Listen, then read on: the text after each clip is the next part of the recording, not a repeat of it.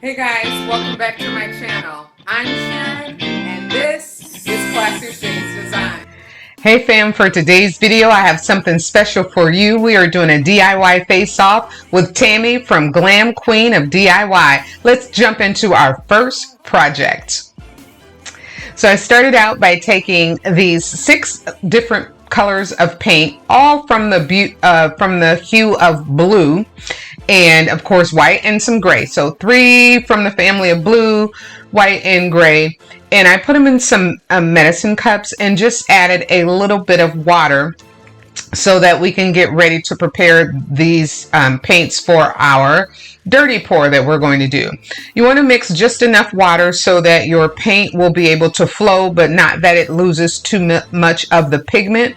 And so I really wish that I could tell you how much you will need and how much you won't need, but enough to make it thin so that it'll move down whatever object you're going to use to do a dirty pour on. And I chose these colors because they match my house, but you can pick whatever colors you want so that it matches your space. Once you have that complete, the fun starts. We just start pouring the colors into the cup to prepare for our dirty pour. And you want to try to pour each color right in the center of the previous color. And I'll tell you, the color that you want to use as your base is the color you want to start with. So I'm using white as my base because I want this to have a lighter feeling to it. So I'm going to use white and a couple of other colors. Your darker colors will take over on your project. So try to use less of the dark colors unless you want it to be a darker item, right? Because I don't want it to be as dark, I'm going to use just a little bit of this really dark gray and more of the whites, and just have fun with it. Again, this is a close collaboration with Tammy from the DIY Queen of DIY, Glam Queen DIY, and I am so happy and excited that we are partnering up. So when you finish watching these videos, I have 3 of them for you. Go over to Tammy's channel and watch her creations that she's done. She makes some really pretty glam blingy things. So what I'm doing now is I'm just mixing a little bit of additional white paint because I want to be able to help my other paints that I've mixed together, my dirty pour, flow down the cup.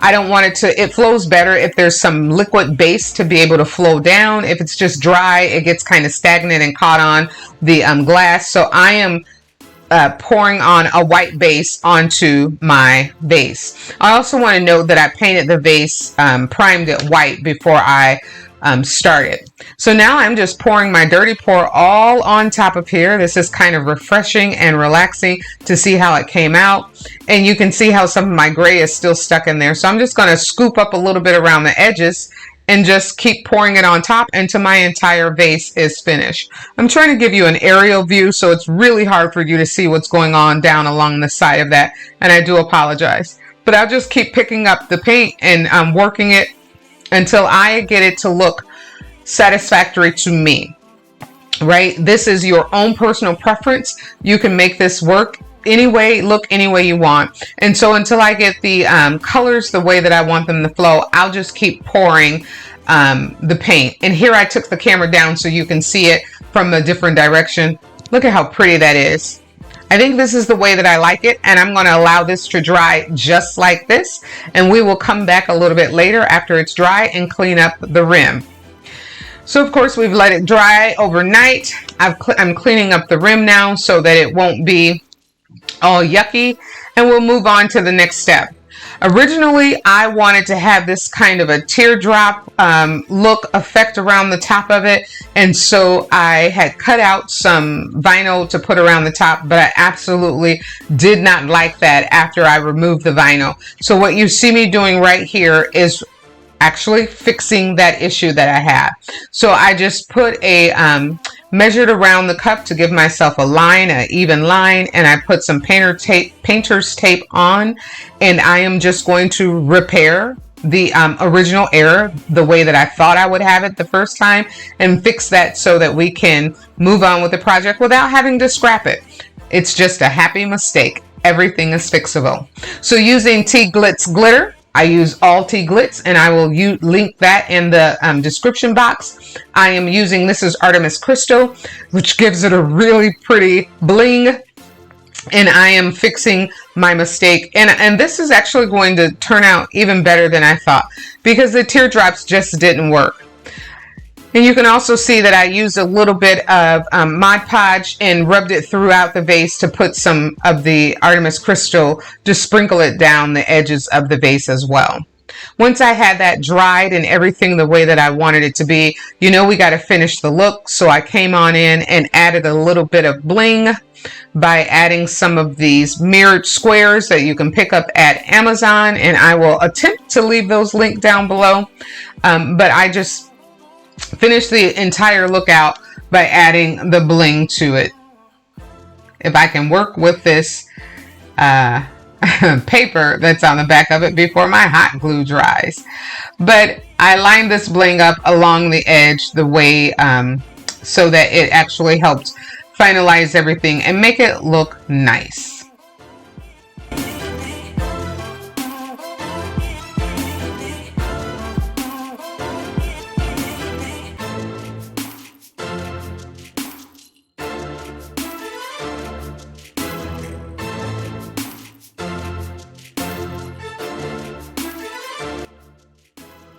Once I had that first row done, I came in with a little bit of this studded ribbon that I also picked up from Amazon. I'll leave it linked below. And I went around the base with that as well, and then finalized it with one more row of mirror around the bottom edge.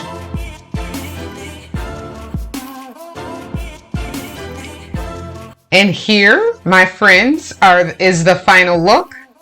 I think it turned out gorgeous.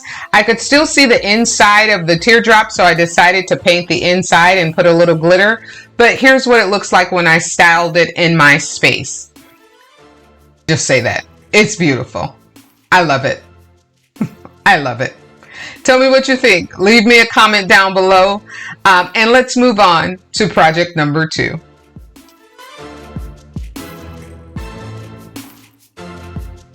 So for project number 2, I wanted to get creative and do something a little different. And I saw this on a YouTuber's video before. I think his name was Miguel, and he did a similar project. And I'm going to try to make my twist on this.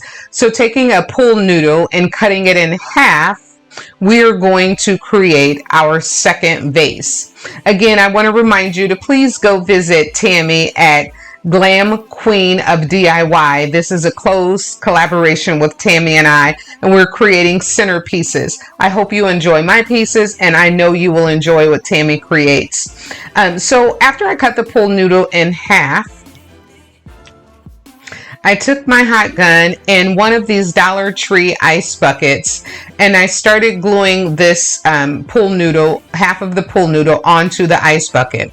Now, silly me thought that this would be much easier, but this straight pool noodle did not want to curve around this ice bucket as easily as I thought that it would. So it took me a lot of hot glue, and you want to be careful because the hot glue will melt the foam of the pool noodle. So it took me a lot of hot glue, a lot of patience, and I finally ended up having to break out some painter's tape to help me hold this on once I had the glue wrapped around the bucket. Just be patient if you decide to do this. A little bit of patience, a little bit of love. Of course, trying to keep your bucket balanced, and you really just have to get your whole body involved into this, because as you can see, I got my stomach, my arms, my everything into this whole situation. But when you get this wrapped around, just squeeze it closed, and then I took the tape to hold it all into place. We're going to repeat this one more time for the middle, and we're going to have just as much fun doing the first one as we did the second one, but I won't make you watch this painful situation while I try to get this wrapped around.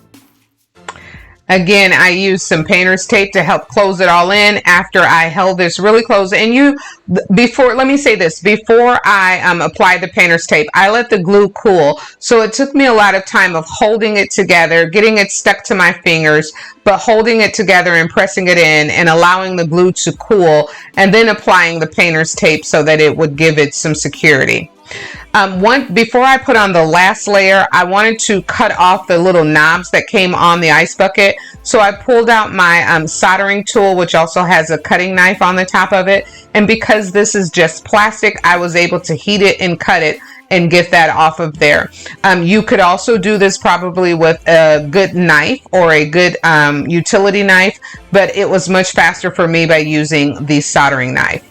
Once I had the third ring around it, I took it outside and I spray painted it black, allowed it to dry for about 2 hours because it is, that foam takes a long time for it to dry. And then I came in and started applying the Mod Podge. What we're going to do now from this point is we're going to apply some chunky glitter from T Glitz. I will leave that down below. Please support her. She is a college student and her glitter business is one of the ways that's helping her pay her college debt.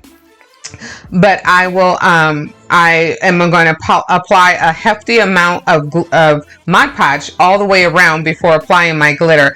I'm very cautious to make sure that we make this as smooth as we possibly can, because I do believe that when you put it on and have lots of lines in your Mod Podge, that they show through your project. So we're just going to make sure we get this on as smooth and as even as possible and get a really good thick coat on here, because the chunky glitter, you need enough for it to adhere to so that it can lay down flat. And once we complete that, then we will just start pouring our glitter on. And this is Tuxedo Max by T Glitz. It is just absolutely a beautiful iridescent chunky glitter. I love it. And I'm going to just keep on promoting and advertising so that we can help this young lady's business. So I'll keep going here and glittering this all the way around. I repeated the exact same steps so that I could glitter the top and the bottom, but instead of using the Tuxedo Max, I decided that I would use her chunky silver, and we'll do the top and the bottom with the chunky silver. And oh yeah, that helps when you drop your project. And this was what I'm going to use for the top and the bottom. But look at how pretty that is. It's also an iridescent, so we will just go ahead and glitter that on the top and the bottom and then allow that to dry.